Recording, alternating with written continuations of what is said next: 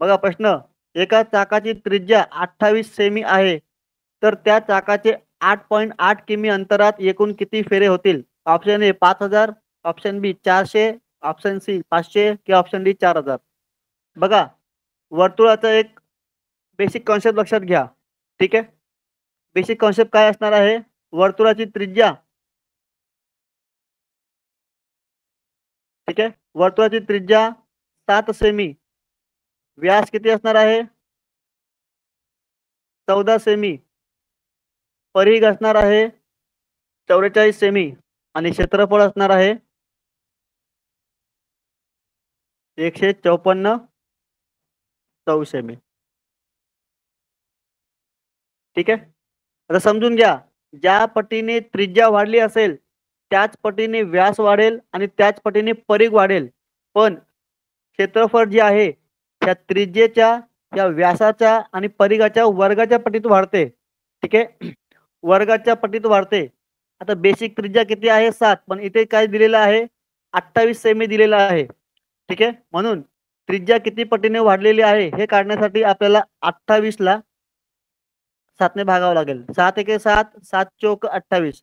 म्हणजे त्रिज्या जी वाढलेली आहे, त्रिज्या जी वाढलेली आहे 4 पटीने वाढलेली आहे. ठीक आहे.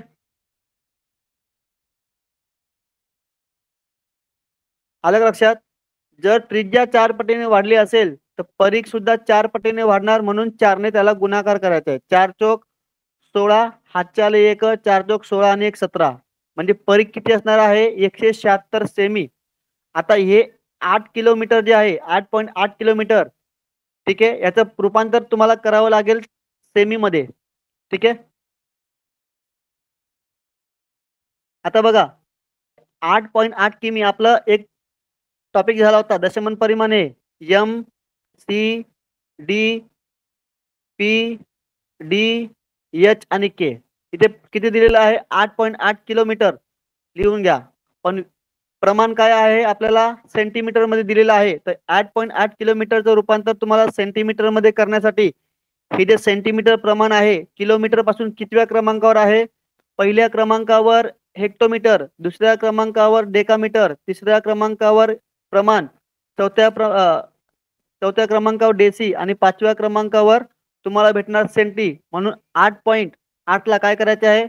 या 8.8 ला गुणाकार करायचा आहे एकावरती 5 शून्य ठेवून. ठीक आहे. आले का? एकावरती 5 शून्य. आता पॉइंट आपल्याला काढायचा आहे. ठीक आहे. 88 काय येणार? इथे 88 तर किती सेंटीमीटर येणार? एक पॉइंट काढून टाका. ठीक आहे. आता किती उरले? 4 शून्य. 1 2 3 4. ठीक आहे. आता 176 ने भाग द्या.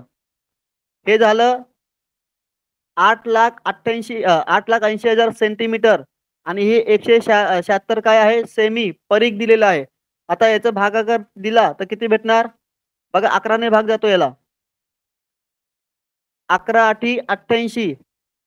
4 शून्य आहे तसं ठेवून द्या. 1 2 3 4. ठीक आहे.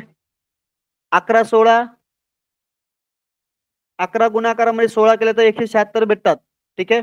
आता 16 एके 16, 16 पंचे 80 आणि हे 3 शून्य कट करून इथे लिहून घ्या. 1 2 3. किती भेटले उत्तर? तर 5000 फेरे होतील चाकाचे.